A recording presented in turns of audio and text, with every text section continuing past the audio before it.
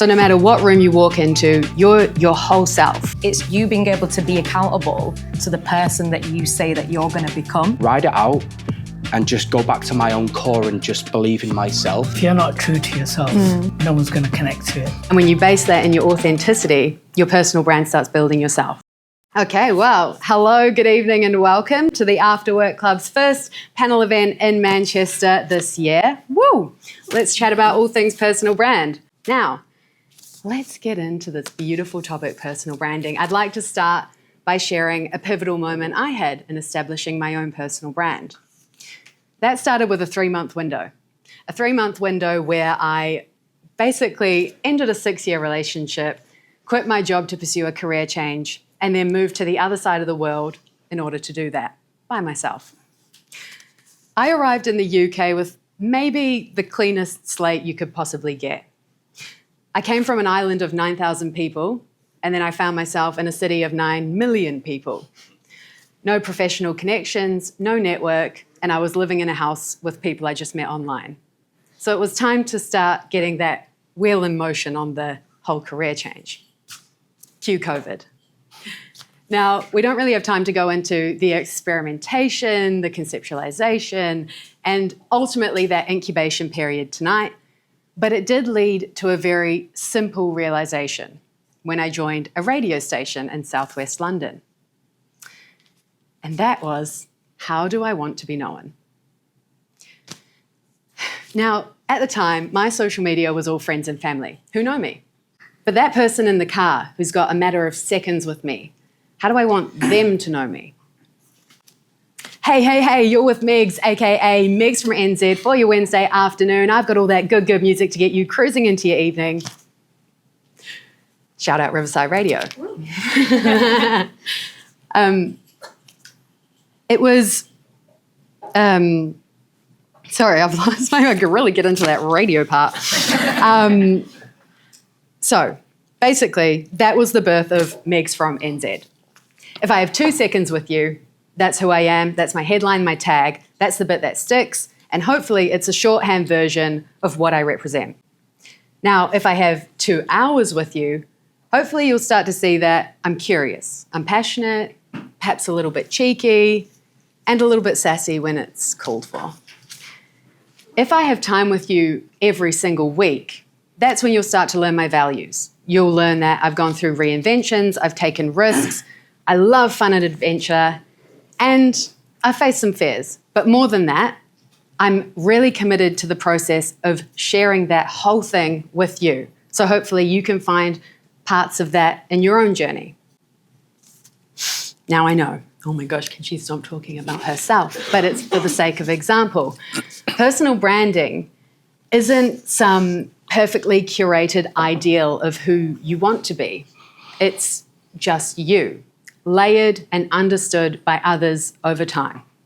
Sure, you might cherry pick different parts of yourself depending on who you're talking to and what you want to bring to center stage, but you're still your whole self. So no matter what room you walk into, you're your whole self. You just don't have to bring your whole self to every conversation. It took a lot of instances of me introducing myself when I was building that brand new network in London for me to realize that New Zealand is a key identifier for others, but it also keeps me grounded in my values. Plus, it's memorable. There's been times when I've met people who I haven't seen for a couple of years and they greet me like, it's bloody Megs from NZ, which is fun and it's light, and that's the connotation I wanted. However, remember that that is just a tag. Oftentimes, I think this conversation about personal brand can run in tangent with a conversation about category, niche, specialty, area of expertise, to the point where it can engulf the idea of personal brand because you're so closely attached to it. You're like, well, this is what I know, this is what I do. Yes, absolutely. But I don't think permanence should be applied to what you do and what you know. It should be applied to who you are, because that is brand. That will sustain you through everything you do in life.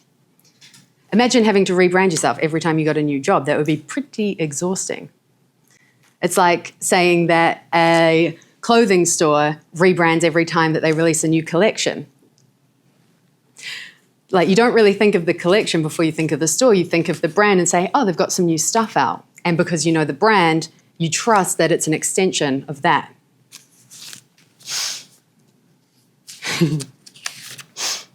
If you do ever feel overwhelmed or pressured about this idea that keeps circulating of personal brand, establishing personal brand, defining personal brand, stop calling it personal brand. You know the saying, your reputation precedes you. Take the word reputation out, put the two words personal brand in, your personal brand precedes you. That's what it is. It's your identity and your reputation. And when you base that in your authenticity, your personal brand starts building yourself. It's that key identifier when you have 2 seconds with someone, but it's who you are when they've been by your side for years. And it's shaped by that simple question, how do I want to be known? Now, lucky for you guys, we have 3 fabulous panelists here tonight with different backgrounds, stories, working styles, motivations, goals, perspectives, to give you that full 360 perspective on personal brand. So please join me in welcoming Devika, Nirjeet, and Warren.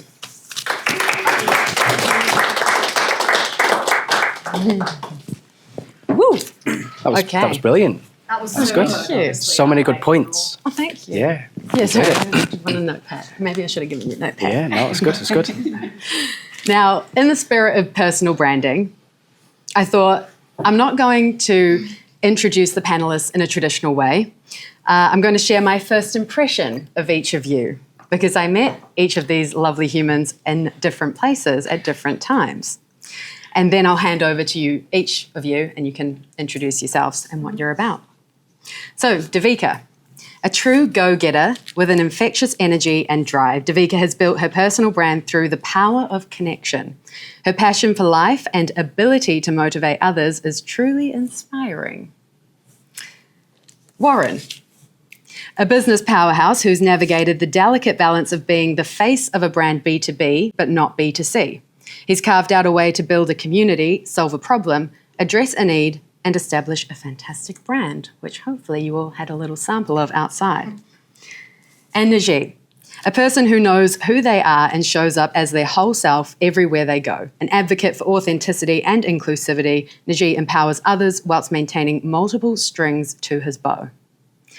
So, let's kick this off. Devika, who are you and what are you about? So I'm a facilitator. I essentially, what that means for anyone who doesn't know, I go and host workshops. I do corporate trainings. I also do creative courses. So I help freelancers, self-employed people in that journey. And I'm also a coach as well. So funnily enough, Meg talked a lot about pivoting. That's what I actually specialize in because I pivoted myself. So now I'm helping other people pivot in their journey as well. So yeah, that's my little 1 minute pitch. Love it. Nirjeet? So my name is Nirjeet, and I come from an IT background, corporate world, over a decade where I've worked as an IT consultant. And I'm also a fashion model. So I raise awareness about a skin condition I have called vitiligo. And we recently started a bit of an awareness group in Manchester, trying to make it more useful for people to feel there's nothing wrong with them and their skin is beautiful as it is. And I'm also a percussionist. I play drums. So yeah, that's me. Love that. Warren? Yeah, so just on the topic of when we're talking about doing things traditional, what I wanted to do is put a little spin on something as well. Okay. So when we're talking about this idea of an elevator pitch, I wanted to do a bit of a role play with you. Uh-oh. So if you want to, if we're all sort of in a bit of a visual moment, what we can do, we don't have to stand up, but what I'd like to do is just pretend that we're getting in this elevator. So I'm going to press the button. Ding, after you, Meg. Oh, yeah.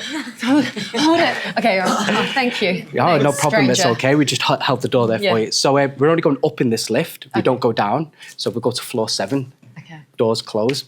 And where should I start? Okay, so I've been on mushrooms this morning. I've had mushrooms in my coffee. So I hope we don't get stuck in this elevator today, because it's going to be a bit of a trippy one. And then that's when you go, mushrooms. Okay. On the topic of mushrooms. Oh, sorry.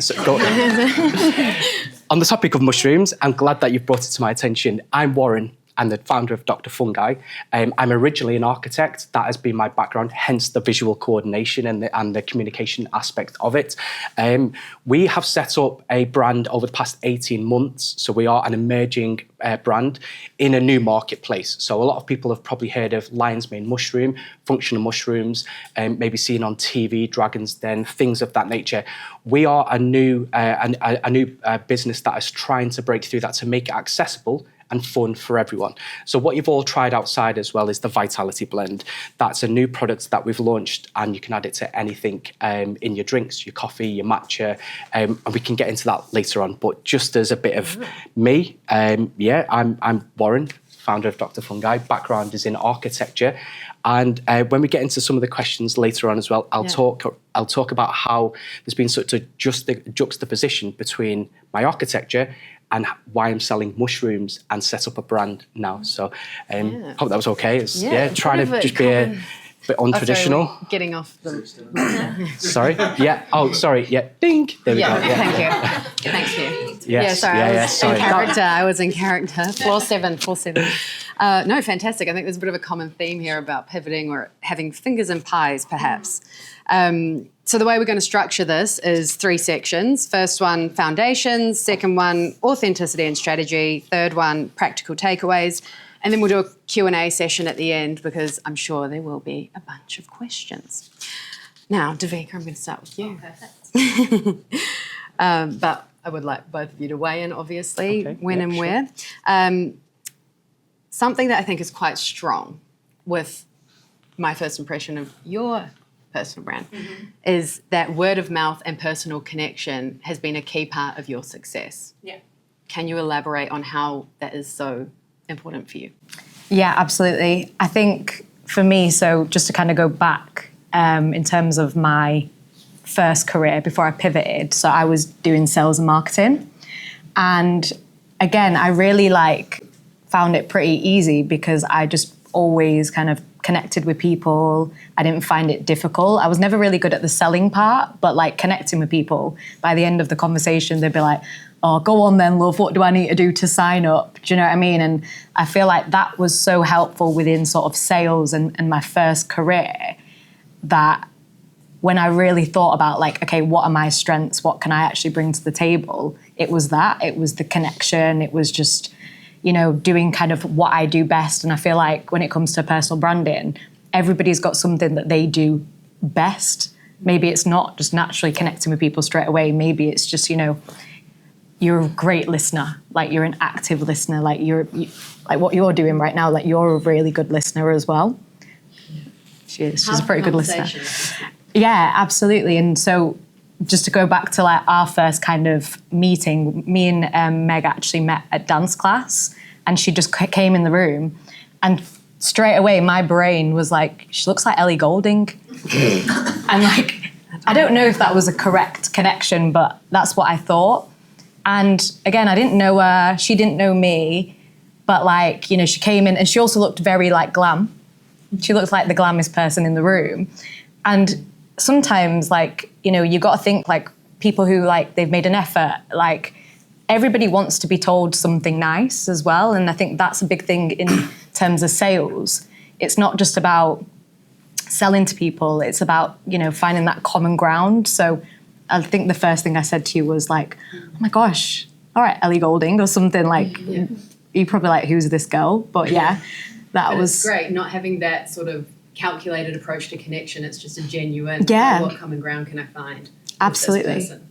And I think that's actually something that if you go back to the sales part, that's kind of what we would teach people though as well, not to kind of, just say anything. But if you see someone there, you see something that you like about them, genuinely, just let them know, because who's going to turn you away? I mean, a lot of people do turn you away, but you know what I mean? Yeah, but you got to keep trying. Got to keep trying. Nirjeet, how about for you? Anything to add to personal connection? So how I found my personal connection, obviously I've recently started going to a number of networking events, different types, and obviously there's photo shoots, videographers, and like various different networking, obviously after club and others.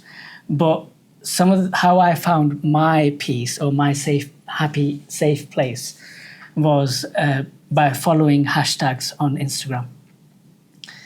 It's stopped now. They've stopped it. I don't know why. But yeah, you can't.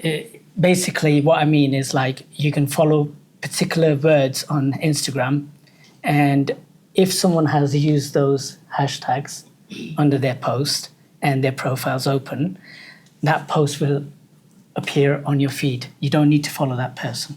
So I started following because I felt really low in myself. Coming from an Asian background, South Asian background, vitiligo is not really accepted. The skin color, 2 different shades, and there's so many myths and stigma. So obviously there was always at the back of my head, and I always had it, that I want to do something about this. I don't know what I want to do, but there's something I want to do about it. To be happy with myself, as well as try and do something for people that will have vitiligo in future or might already have vitiligo, and that they don't feel like they're alone. So yeah, so long story short, I started following hashtags, and I started following these hashtags: vitiligo, vitiligo man, vitiligo woman, vitiligo model, and I started connecting with loads of people. And then eventually one of the guys encouraged me to apply for the modeling agency, and I'm like, I'm not 6 foot. I'm not this built guy, but he was like, the things are changing. There's a need for diversity, and so I just applied. And he said, "You'll be the first one with a turban as a Sikh." Right. He's a Sikh as well, but he's non-practicing, right.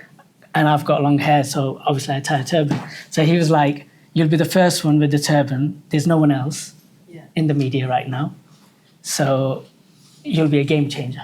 Because there's no one else. I was like, okay, so I just applied and I just got selected. But yeah, that was just like start of my journey.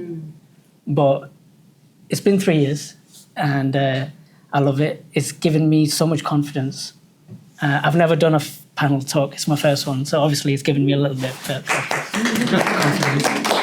But yeah, it's given me a sense of happiness, that I can proudly own my vitiligo and my skin, and not care what other people think or might say about it. So that's how I found my connections. I love that. Very genuinely rooted in authenticity, which is exactly what we love to hear.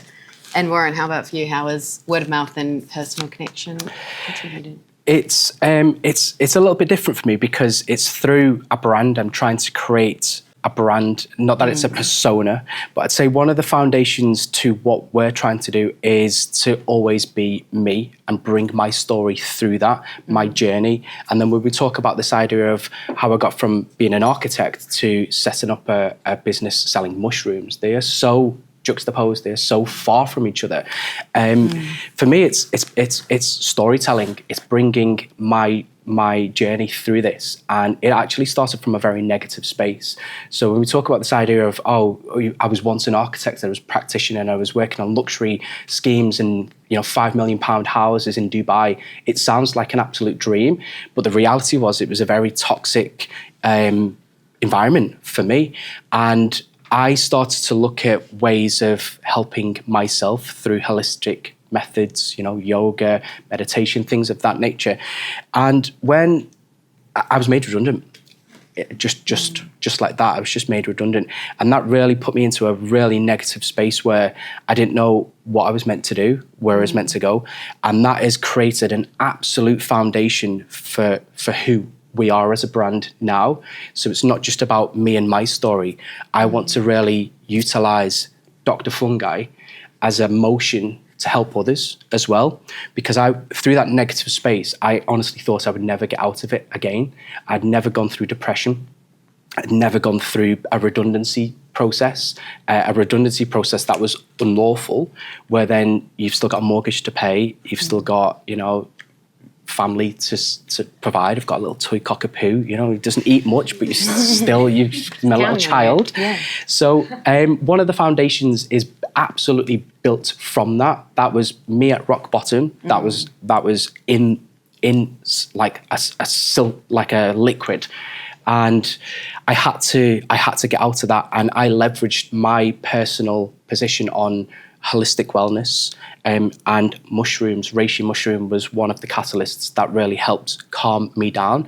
And then now that we've got to this point in a brand, in a business, that is one of the absolute core pillars of my message. Our message, we want to, it helped me, we want to create awareness, we want to educate, we want to build a community for people who might not fully understand functional mushrooms or holistic health and wellness.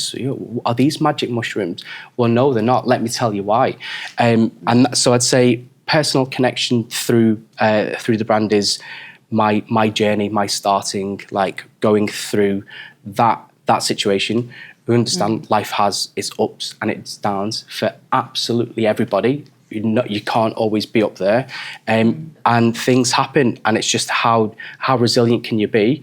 I thought I was absolutely resilient. I thought I had a really thick skin. Nobody could ever say anything bad about any, and it's totally pivoted my structure, my way of thinking, and now that is an absolute foundation for what we want to do. And I'd say, a little bit different because it's communicating in a different manner. It's not necessarily always me. It's like a brand. It's a business that we want to try and like really reinforce and push, and then make sure we don't lose that, because as we grow, and we have grown over 18 months, that just holding on to things of that nature, never letting go of where I come from.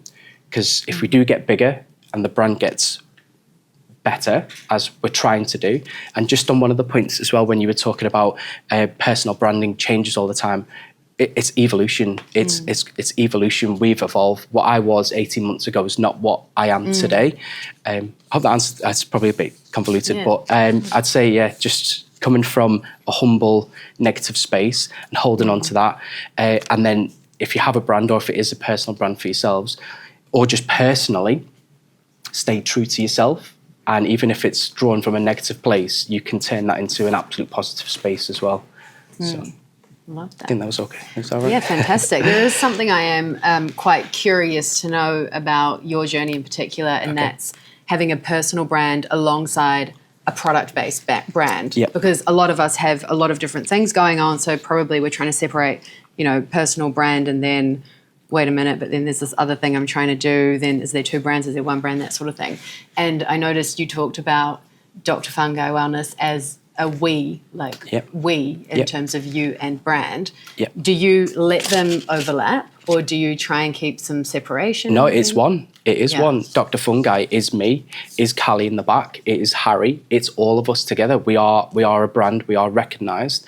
We want to really bring that into more of a community basis as well. So when we talk about me and my branding, I wear this t-shirt with absolute pride, because it is me. It's not that I'm the face of it. It's not all about me. It's also about Callie, Harry, other people that we bring involved as well. It's almost like a bit of a family that we've got together.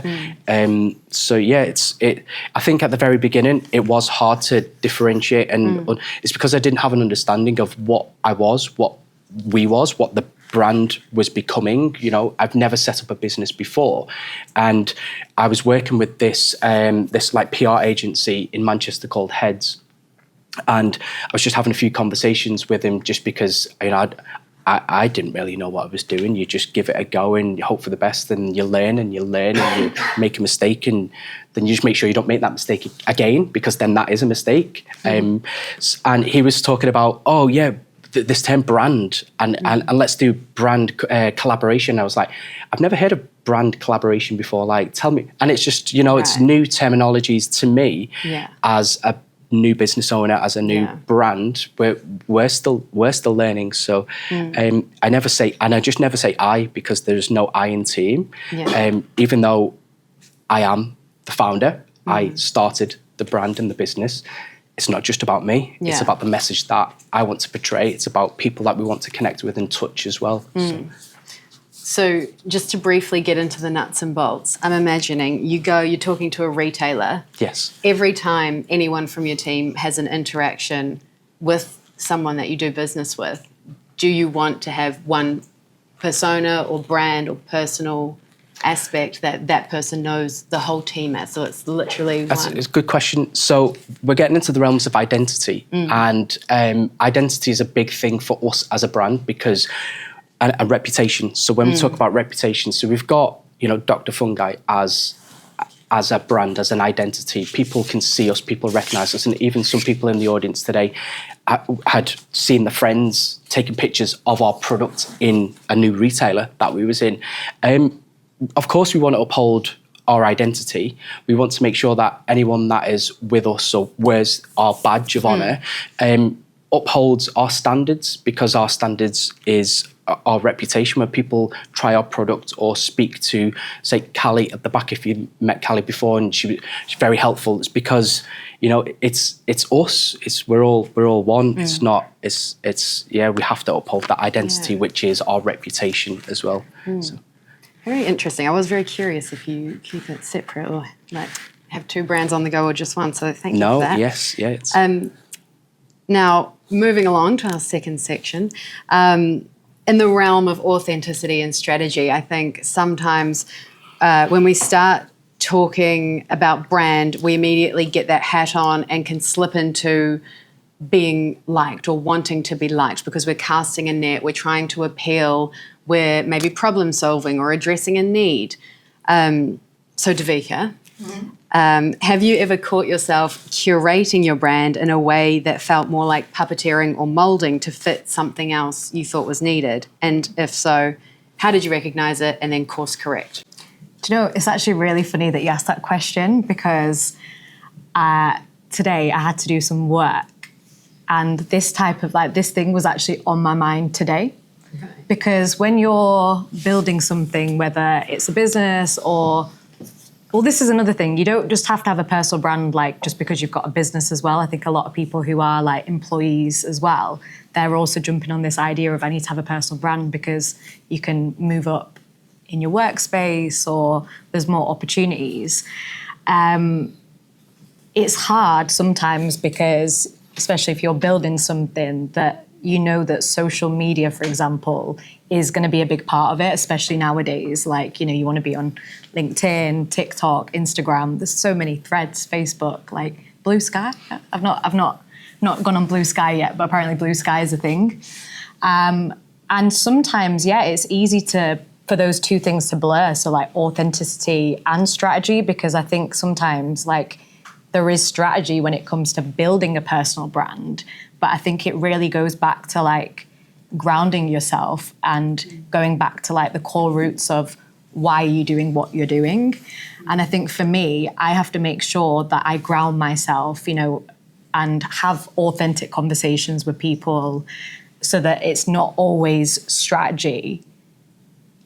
But I think that if anybody was to say that it's all just everything is authentic and there's no strategy behind it, I think that would be a bit of a lie, because there's a level of curation that happens, and curation is also, it can still be authentic.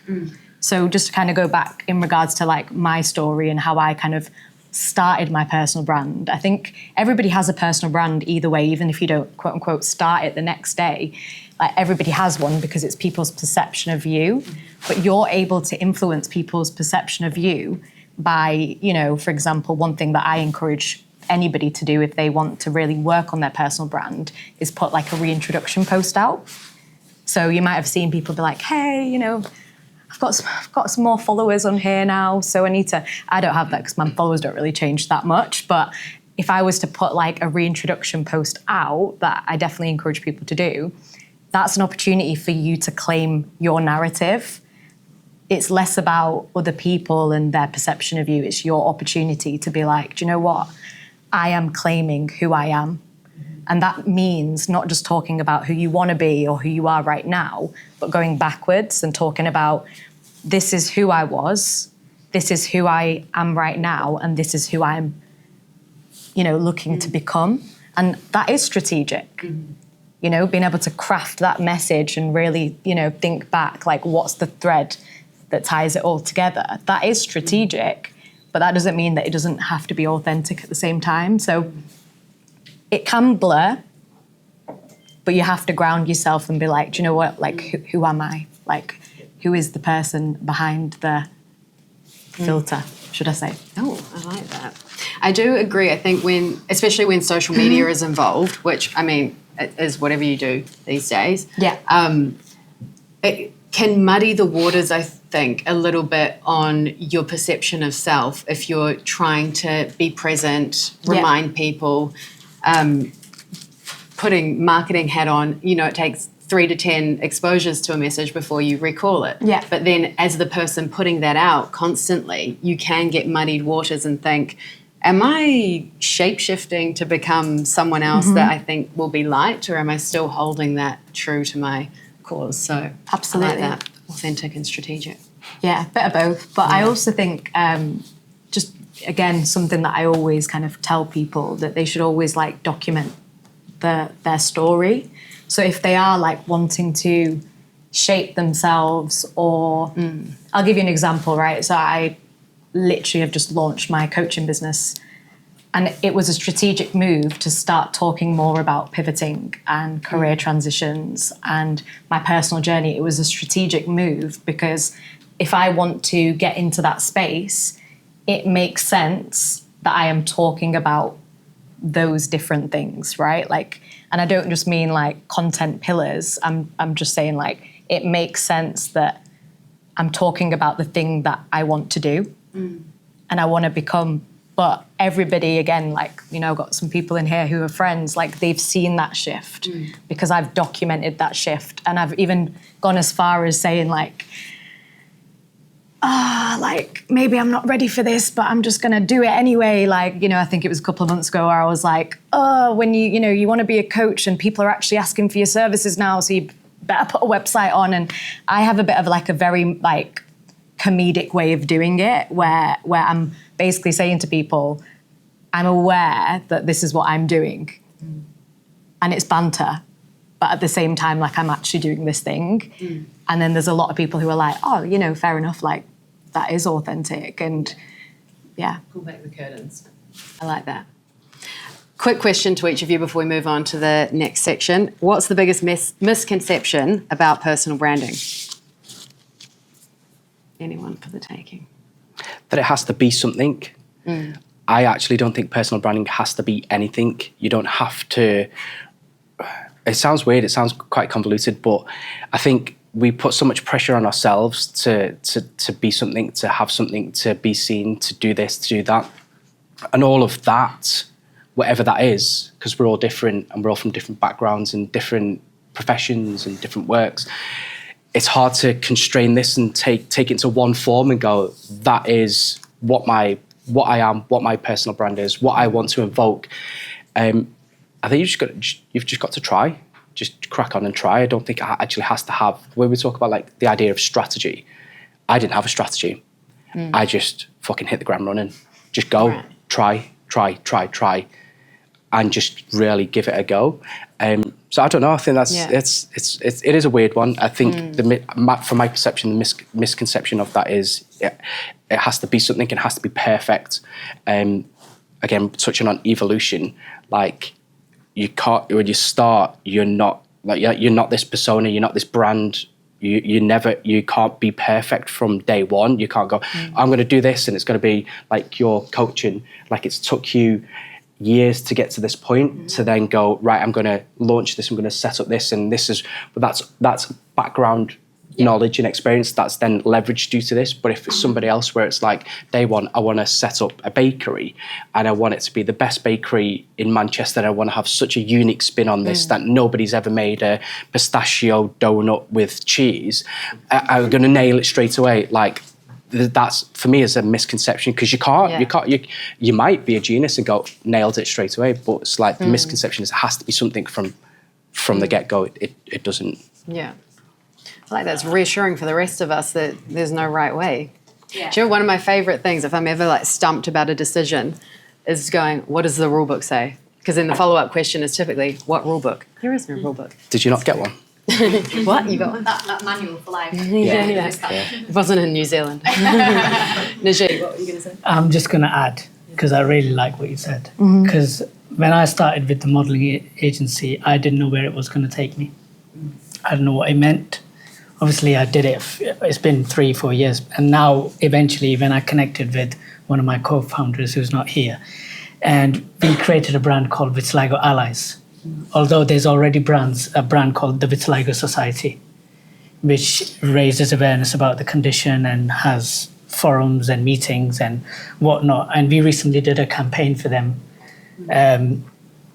last year, which I'm going to kindly ask at the end, everyone, if you can vote. We're in for an award, our video. Yeah, absolutely. So thank you.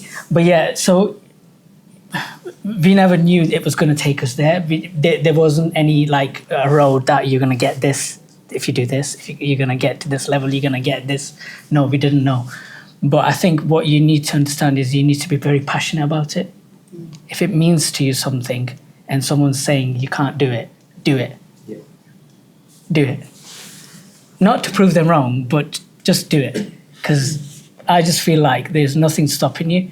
Because if people are always saying to you, like, this is not the way to do it, or this is the way to do it, like we said, there's no rule guide. You just do it, you try. So yeah, I just feel like you just got to keep going. And that's how we never knew that this was going to take us here. And then we developed a brand called Vitiligo Allies, which then we managed to have some people come from Birmingham to do the meetups with us.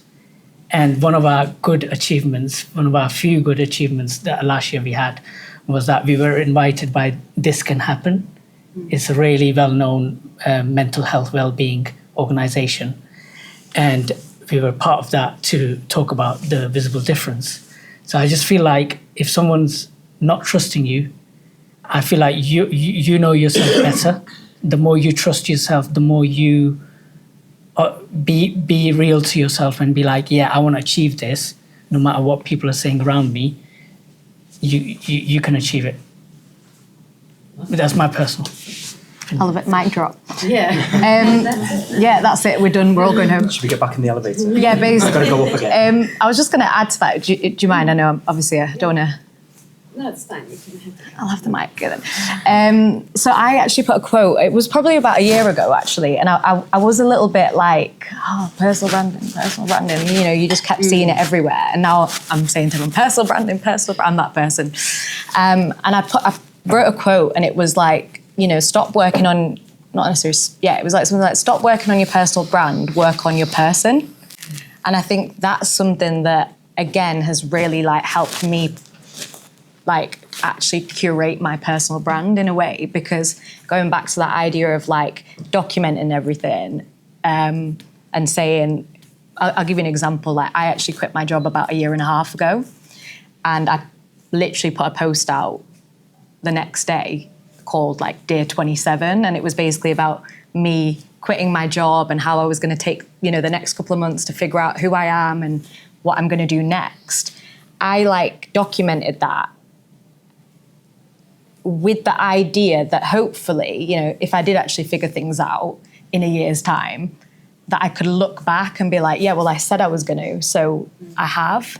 And I feel like going back to the idea of doing a reintroduction post and telling people like, you know, either this hasn't worked out and I'm going in this direction, or I'm moving from New Zealand to the UK, wish me luck, guys, like whatever it is, it's not about just sharing that for the clout or for telling people. It's a level of, it's you being able to be accountable to the person that you say that you're going to become. So again, like, I think it can be really powerful as like just in terms of accountability as well. So yeah, I think it's about working on your personhood rather than just your personal brand, because if you work on your personhood, then eventually your personal brand is going to be the most compelling version of you. That leads quite nicely to my next question, actually. So thank you for that. A couple of quick nitty-gritty questions before we get into Q&A. How do you handle challenges like imposter syndrome, negativity, and burnout whilst you're trying to maintain brand or what you're about, what you're doing? To the floor. Anyone? It's hard. There's no solution. We all face imposter syndrome when you start to go through this process of, you get more followers or you do this, or let's say we're in a new retailer and you see people buying a product or this and following us and believing us. It's you feel weird. It's crazy. Everybody can get imposter syndrome. How do I respond to that personally? I just go back to myself and go, I'm a good person. I'm from a good place. I'm from a good background. I believe in what I'm doing. There's no negative connotations around why I'm doing this, what I'm doing. It's all positive. I'm here to evoke positivity based on my personal experience. I want to create a product and have created a product. I want to push a message full of goodness, positivity, nothing else. And when I do get imposter syndrome and it becomes very overwhelming, there's nothing for me, there's no solution other than just to ride it out and just go back to my own core and just believe in myself. It sounds weird. I'm not that type of person that comes around like, ooh, but you do. You just have to take a breath and just go, okay, I'm a good person. We're doing good. And there's nothing bad. We're not falsing people. We're not mis-selling. We're not scamming. And you just have to really bring home them values and just hold on to them. What was the other aspect of that as well? So there was negativity, burnout. Take mushrooms. Mushrooms. Don't burn out. Take mushrooms. Yeah. Quick plug. Yeah. It's hard for me. There's no solution. Like burnout is inevitable. For me, I just try and stick to a routine. So I'll get up early. I'll go to my workspace, my office, and I'll do 7 till about 5 o'clock, 6 o'clock. And I stop and I really just close the door and switch off. And we get home, play with Red, the cockapoo, and we have food. And I don't talk about it when we get home. That's the door is closed. And I think that really does help preventing burnout. But it is lit at both ends. It will catch up to you. Just take breaks. Honestly, I've just had a week off. It was my birthday. It was Callie's birthday last week. We went to West Yorkshire and we stopped for a week completely. Now, I've spoken to other small business owners and their biggest fear is to have a break. They won't take a day off. And then that becomes you become less productive because when you're burnt out, you're at 10% productivity. To be sustained and to be good and to be you and to do it all, you need to be on a higher productive level. So just chill out sometimes. That's what I do. I just chill out. I just know when to stop. And I do get burnout. You just got to recover. Recognize when you're on the verge of burnout and just go, I need to have a day off. And have a day off. And I know you'll probably feel guilty around, but I've got so much to do. That task and other tasks will always be there and you will get through them tasks, but you'll get through them quicker and more optimum when you're at a higher performance, when you feel better. So take a break. Take a break every now and then. Keep your weekends. Don't stop having weekends. You do have to be firm with yourself on that one. But it's valuable, I agree. All right, last question. From each of you, one tool, platform, strategy or method that helps you or has been a game changer with personal brand. LinkedIn. Right. LinkedIn. And I'm not even an avid, I think, Yvette, you're probably better at LinkedIn than me for sure. If you need an accountant, please, because she tells us, because she's very good at it. I'm not even necessarily as avid on it as I would like to be, but every single time that I do something, if I do a training or podcast or anything, I'll just share it on LinkedIn. Again, I don't think, and it's funny because I'm the one who's just said strategy's strategy is important, but something simple like had a great day with this training, at this corporation, had a great time doing this, had a great time doing that. Like, it doesn't have to be this either really well thought out post or something that you basically get from ChatGPT. It can be as simple as, I've done this thing, I've done this thing, I've done this thing. And quickly what will happen is people will start to recognize that that's what you do. And one of the opportunities that I get, I think we've spoken about this, I do training all across the UK for quite big corporations as well. It was because someone found my humble little LinkedIn that said that I was a trainer and messaged me saying, can you do an effective communications training next week? And I said, is it paid? And then he was like, yes. A week later, I was delivering a training at the Royal College of Physicians for 20 senior staff. Do you know what I mean? And then from that, I now they're a consistent client. And again, it's not just a consistent client, that's my livelihood. I've been able to kind of turn down other things because that, facilitates pays the bills essentially. So LinkedIn is a game changer, and you don't have to be super, super overly professional anymore on LinkedIn. That's another thing. It's actually a really, really good platform for creatives. Again, few people in the room, they know I have seen opportunities on LinkedIn and sent it them because I just see so many opportunities on LinkedIn. I'll send you some. Feel free to send them to me. I'll hook you. We've got a few people in this room where they're like, yeah, I know. That opportunity? LinkedIn. Nirjeet and Warren, you were nodding along. Do you agree that's probably the key platform strategy or tool? Yes, I love LinkedIn. Yeah. It's good. LinkedIn. It's good. That's where before when I became an ambassador for the Vitiligo Society, and now I'm a campaigner for Changing Faces UK. I don't know if you know about Changing Faces UK. They raise awareness about anything that has anything to do with the face that has changed, whether it's psoriasis, whether it's vitiligo, whether it's birthmark or anything, and they raise awareness. And I'm working with them. And how I found this community was through LinkedIn and Instagram, obviously. Instagram played a huge role initially, but LinkedIn was always there. And I started, whenever I did a shoot or some brand, I started posting it on LinkedIn. I just went for it. I was like, some people might not like it, some people might like it, who knows? So, and then that's when I started raising awareness. And I have connected with now over 100 people that have vitiligo. I have had parents messaging me on LinkedIn and Instagram saying, especially one was on LinkedIn where I had a chat with the mother. She was really low because her child has vitiligo. She felt like her child is feeling really low, and that obviously affects the mother. And so I had a video chat with the child, and she felt really good. Because sometimes you feel like you're alone, and when you see someone else that is also has vitiligo, they feel like they're not alone. Yeah. And you talk to them and you encourage them to love themselves. And I kept in touch with everyone.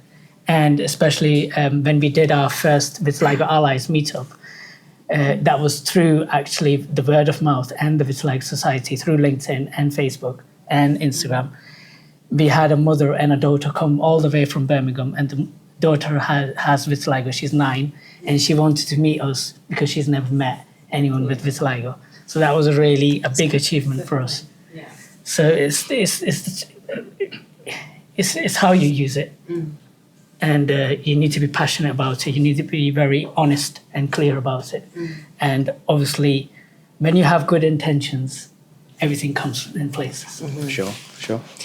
Warren, any further endorsements for LinkedIn? Or? So yeah, of course, LinkedIn is a powerful platform, and I'm absolutely wholeheartedly going to agree with that. What I want to do is I actually do want to bring a bit of a different edge to it, though. So we're not on LinkedIn. I've been on LinkedIn for so many years through my architectural network group, and it was fantastic for my professional practice in my career, and networking and communicating through that stream was fantastic. That's why I agree. We're not on it yet. We will be on it. And the edge that I want to bring to this, not that I'm trying to be controversial, it's that I want to have, I want to stay, I don't want to talk about the social media scene because the digital world can be so sapping. Everything has to be through this. You have to communicate through social media, it has to be there. So what I want to do is I just want to bring like my personal perspective and a human perspective into this answer. How did we meet? At a market. At a market. Yeah. We communicated as humans did. Yeah. We didn't know each other online. Yeah. We didn't send each other messages. I didn't put a post out. You didn't like it. We didn't digitally connect. We connected through human conversation and interaction. And I wouldn't be here today if we hadn't have connected, if I wasn't there as a human working, trying to be at different events and we was at a market in Manchester.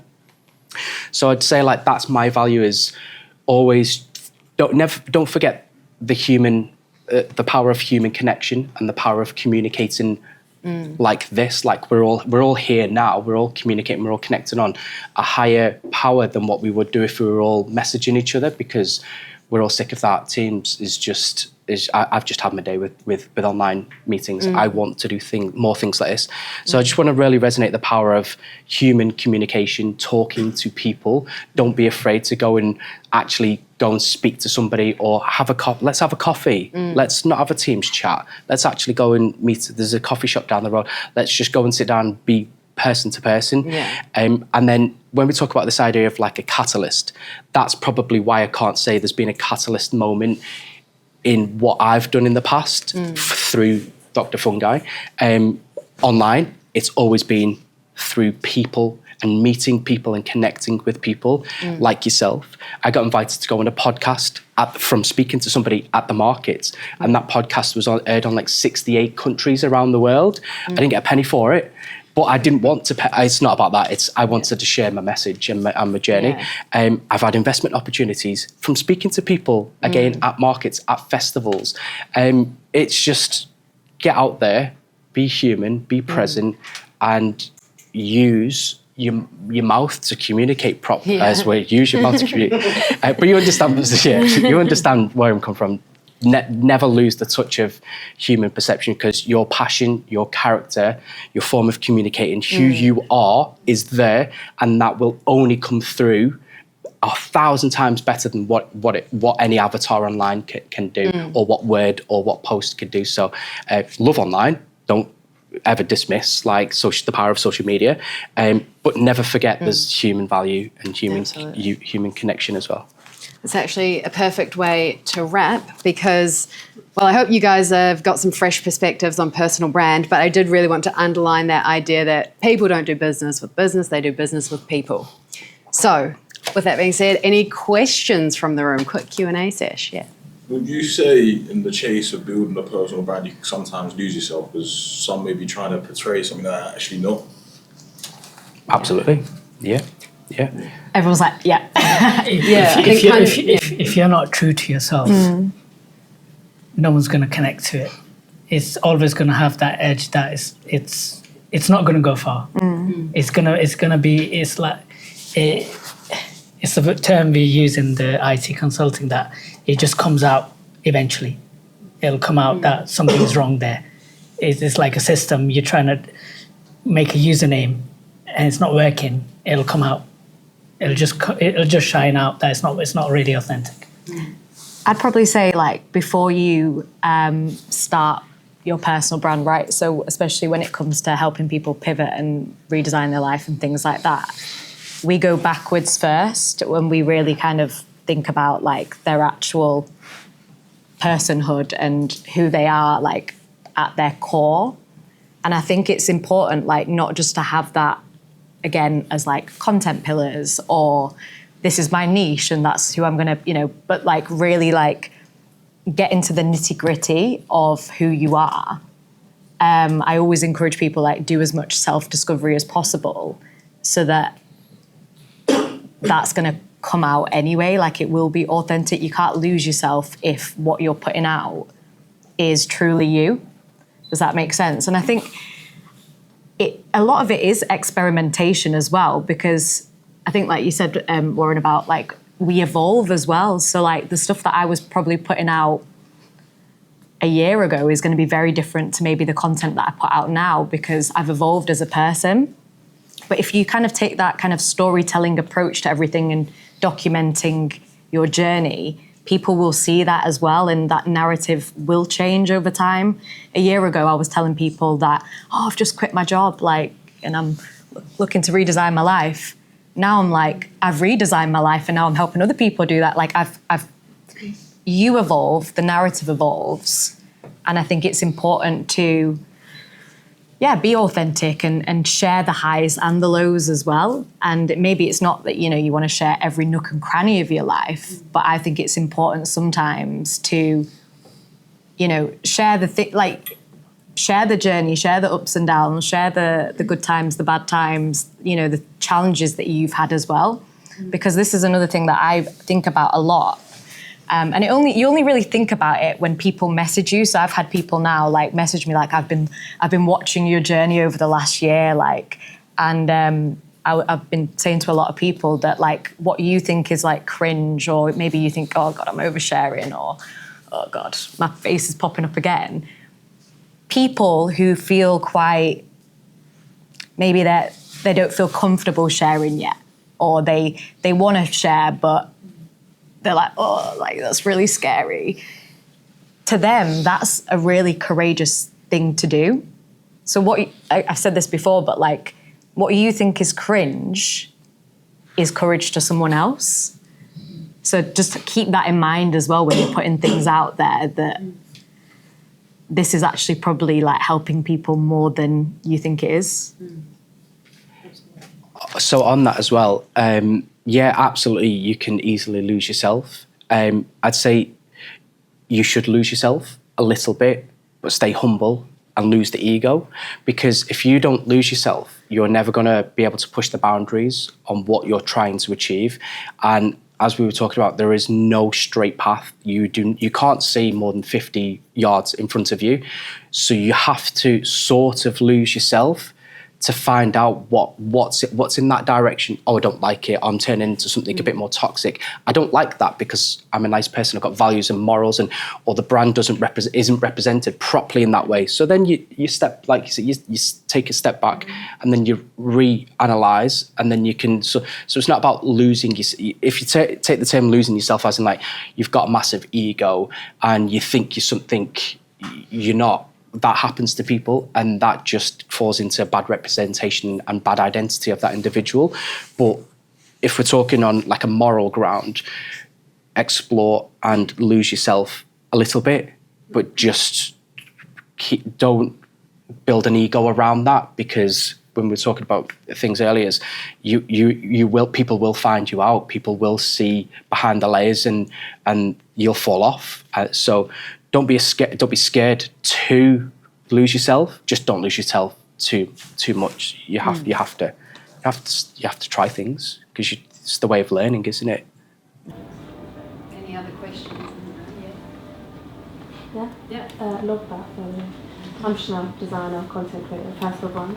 Good Chanel. Learning. I was going to ask, how far are you planning? Like 10 years in advance when it comes to your business or your brand? Because if COVID taught us anything, it's like, it can go out the window. How are you quite intense with your planning? Do you know what you're going to do in the next 5 years, next 10 years, or are you taking it by the day? It's like you're reading my mind, everyone today. Everyone's telling me, like, I've been thinking about all this stuff. So I would say that I don't really believe in a 5-year plan. Again, maybe it's like my personality. I am a little bit free flow at times, but I think that the way that the world is changing and the future of work is changing, you might think you're going in one direction, but it's not even you who wants to pivot. The world is making you pivot. So I think 5 years is a long time. I think it's better sometimes to just think about like the next 90 days. I think I said this to you. I think 90 days is like a good amount of time to, plan ahead and plan like where you want it to go. But again, not having too much like control with something, because again, you might evolve in 90 days, never mind 5 years. So the direction could change at any point. But I think having like a strategy in place as well is always great, because again, people's perception of you is going to change, and things like credibility as well. The more things you do, the more credible you are. And if you're starting from scratch and you don't have that credibility, you need to essentially build it over time. I think that's something that I've learned, that, you know, there's a lot of terms going around about being like, you know, you need to be an expert in your field and you need to be an expert at this. If you're 5, 10, 15% further ahead than someone, you have knowledge and you have, you know, value to give them. So you don't have to kind of even position yourself necessarily as an expert, just someone who tried something, has experimented, it's worked, and now you've got enough information to be able to share that with other people as well. So yeah, probably say 90 days, not 5 years. I'm taking it as I'm going. I'm playing by my strengths. I think self-discovery is a really good one. Mm-hmm. You need to play by your strengths, because you know you're not going to lose. Because it's your strength. Like, one of my strengths is now, like, what my insecurity was, my skin, is now my strength. Because I'm not going to lose it. So I feel like you need to discover yourself and play it by your strength. Mm-hmm. And I would say take it as you're going. Don't stop. Don't let it go past by. If some opportunity comes, grab it. It comes for a reason. It comes on your door for a reason. But yeah, but saying that, you don't want to do too much. You want to do enough to feel like you're doing enough. But that enough is what my enough might be different to your enough, or your enough. But everyone's different. But yeah, I feel like... like I've done enough for the year already. I'm ready to tap out. I'm like... But yeah, play by your strengths and take it as you're going. But yeah, obviously I have a few things that I do want to do in future, but I don't know when I'm going to do that. It's not like I'm going to do it in 5 years or 10 years. But if it happens next year, I'm going to do it next year. I'm not going to wait for the 5 years. But yeah, that's me. Sorry, can I just add on to that point? I've just got one thing to say as well. This idea of, so going back to what I said earlier about having a compelling vision for your life is important. Like, you should know where you've come from, where you are now, where you're going. That compelling vision doesn't have to be necessarily crystal clear. And I think I'm not actually a visual person. I would absolutely not do very well with architecture. I'm not a visual person at all. And sometimes having a vision, like, I used to really struggle with that. But if you've got, like, sometimes having a vague idea is good enough, because at least with time, that vague idea, vision can evolve. So that's kind of why, like you said, you just kind of take it as it comes. Yeah, you're aiming for maybe certain things. You've got certain milestones you want to hit, but how you're actually going to get there. And then maybe you pivot again. Maybe you iterate again. Maybe you do that. So I 100% agree with what you said, basically. No, thank you. Sure. I just want to add to that as well. Sorry if we're running over in time. Is plan, but be adaptive. Yeah, plan, absolutely. But be able to respond. Nobody's got a crystal ball, and you do not know what's going to happen in the future. I spent 10 years studying to be an architect, and then I spent 5 to 6 years practicing as an architect, and then one day that just stopped. Now, of course, I could have continued and went back into to be a practitioner, but I just didn't want to. I felt there was a bigger calling, there was something there, and I would have never have known. So I could have planned for years, I want to be an associate, I want to be a director, I want to do this, and it didn't happen. So even though you still can plan for years in advance, like your example with COVID, like my experience, we're in a volatile economy. No one's safe or secure, and having a crystal ball would be fantastic. But as long as you can respond to things on a daily matter, on a weekly matter, and a monthly matter, don't plan too far in advance. 90 days is fantastic. That's one thing that I'm going to be taking away, because I try and do 30 days in advance. It's not good enough for me. But then equally, I have to be super responsive, because if I get a phone call from somebody or a retailer or this or that, which happens, my day just goes boop. Like, literally everything that I'd set out to do that day is it's tomorrow's tasks now. So as long as you're responsive and you're adaptive, plan, but don't plan too far ahead. Yeah. Hi, my name's Demi. I work in business transformation, but I Amazing. do various other things. And as you've all sort of experienced, you tend to pivot and do different things at various times in life. You've obviously all built a personal brand and then taken a pivot. How did you navigate? So you've built an audience online, LinkedIn, wherever, but then how did you navigate reaching the right people when you pivoted? So if they knew you for one thing, when you've changed, how did you then reach the right people for the next thing? That's a really good question, actually. Really good question. Do you mind if I go? Yeah, go for it. Sorry, guys. I feel like I've got so much to say on this topic. I think it's great to be a multi-potentialite. I think the world is actually going in that direction now. So I don't know if you've heard of the term like portfolio career, the idea that you do multiple things. And yes, you know, some people say it doesn't matter if it all ties together. And then you've got other people who say it's better to kind of, you know, tie all those things together. So you've got two very different perspectives. And sometimes you're going to feel like, okay, just an example for me, I've got ADHD. So there's been definitely a point in my life where I've talked so much about like ADHD and being a woman with ADHD. And then on the second, like the other kind of branch, there was like pivoting, career transition. And I was like, I've been in that situation where I've been like, okay, is it a bit confusing that I'm talking about two different things? But when it comes to your personal brand, if it's about you, then the ADHD is important. The pivoting is important. If I'm honest, maybe having ADHD is the reason why I've been able to pivot and redesign so quickly. Like, do you know what I mean? So I think one does not come without the other. And if anything, it's about learning how to use like a topic that might not seem relevant to your audience and, you know, educating them or explaining how it kind of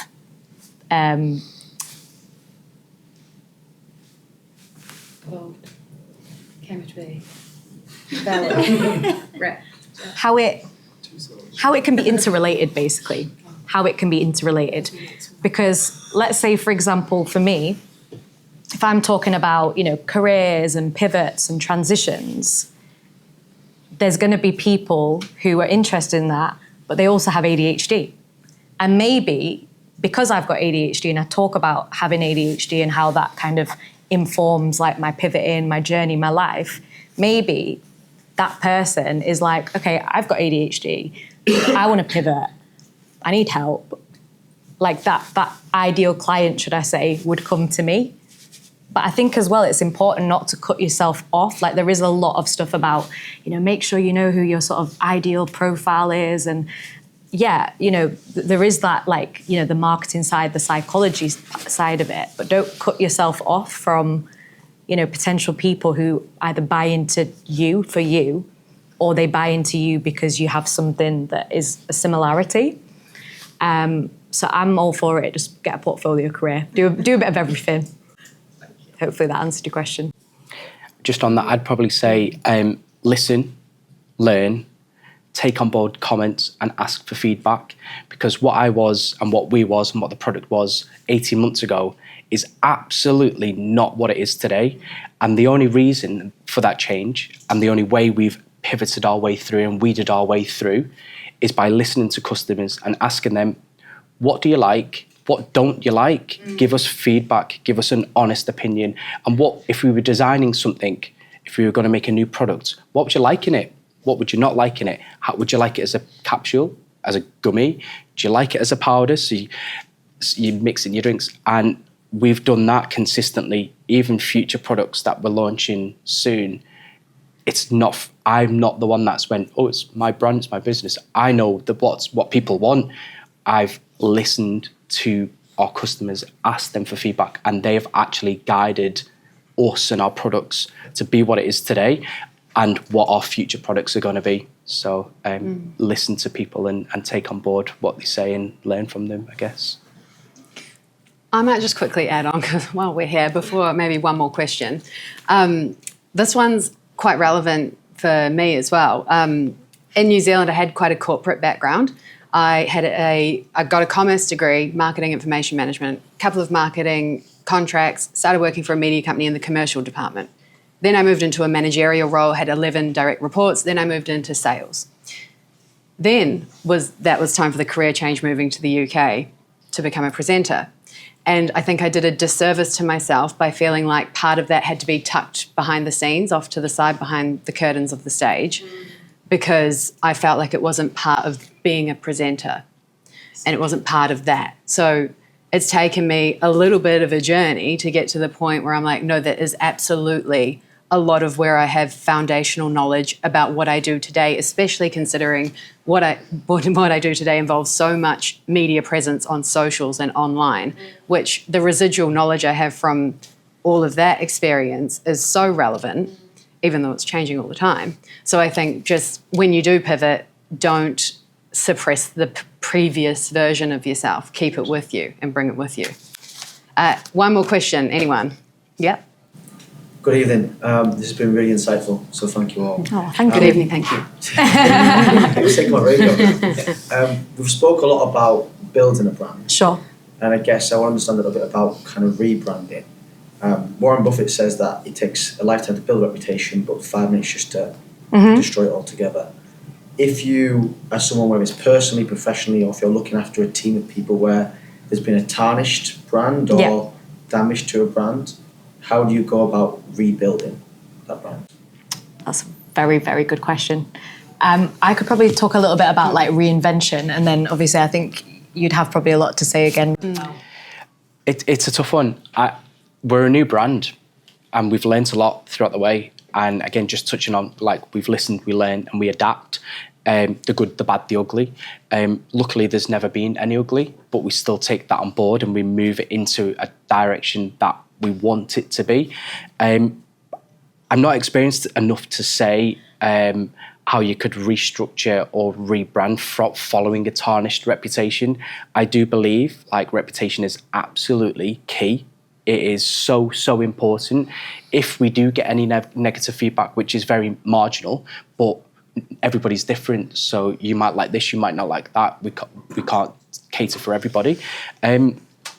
We just do our best to make sure that, like, as a customer, you're still enjoying the experience with us and you're happy, and I'll be as personable as I can to make sure that we ride that through. Equally with positives, if you get positive feedback. The other night, we don't always do it, but I went through and it made me put such a smile on my face. I emailed these customers back saying, thank you for being so nice and honest.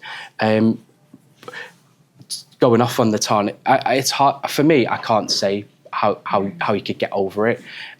We've rebranded as in our logo, so we just changed. But that's our evolution. That's our change, our journey. We just, as I say, like, we started. We couldn't be perfect from day one, but we had to do something. I wanted to get it going, so I launched Dr. Fungi 1.0. We're probably 5.0 now. There's been a journey in between, and we look different and we appear different. But I couldn't say, like, in terms of a negative connotation around that, or how do you get over a tarnished reputation and re-survive that. Fortunately, I wouldn't know, but in the future, if ever anything happens like that, I'll learn the hard way and I'll have to figure it out, unfortunately. But I've not got experience on that at the moment. So I would say I always go back to the drawing board, and that's why having something like a 90-day kind of window in terms of planning, and, you know, again, it's not like, okay, 90 days is up and then we go again. Like, I'm constantly as an individual trying to, like, have that self-discovery time again, because, again, a lot can change in 30 days, 60 days, 90 days, and something that you've put out might not necessarily, it's not even just about you put something out and it doesn't land with people. Maybe you put something out and it doesn't land with you, and you're like, do you know what, actually, I'll give you an example, right? So, like, on my coaching page, there's a few videos where I've kind of done the whole, like, B-roll content of me just, like, slamming. I'm not even on the computer. Do you know what I mean? That's typical because that's what I thought I needed to do. I thought I needed to do your typical laptop keys. Like, it's not even very relevant to like what I do. Like, what would be more relevant is like me talking or, you know, coaching someone, right? But I did that because I thought that's what I needed to do. So it didn't feel like the most authentic thing. It didn't feel very me. So I had to kind of, you know, go back to the drawing board and be like, okay, well, what is it about me that is genuinely me that I want to then put out? So I think, especially when, we talk about pivoting, don't think pivoting is just this one-time thing as well. You could pivot, you know, kind of find your people, your tribe, what you want to put out there. And there's no shame in iterating that again and again, because again, you'll find certain things that do land, or I don't know, like you'll put stuff out and you'll hear like feedback from other people. So I think that applies as well, like not just an actual like business, but like a service-based business. You'll start to get feedback from people where they'll be like, whether it's feedback about what your kind of, your energy and what you're putting out, or it could be like, you start to see patterns and trends. So for me, for example, why I find it easy to coach people when it comes to pivoting is because I've realized there is actually there's pretty much a formula when it goes into, like there's a formula that everybody needs to go through in order to like pivot. And one of those is self-discovery and figuring out like who they are and who they were and who they want to be. There's a formula that goes behind it. Do you know what I mean? So if I'm coaching someone, same formula, same formula, same formula, I can then talk about that thing and it be quote unquote marketable, should I say. Has anyone seen Spencer Pratt on TikTok recently? The Made in The Hills. Did anyone watch The Hills reality show? Yeah, and it was Spidey. Yeah, Spidey. Yeah. Heidi and Spencer. They, now, depends on the degree of tarnish, obviously, and the severity of it and the nature of it.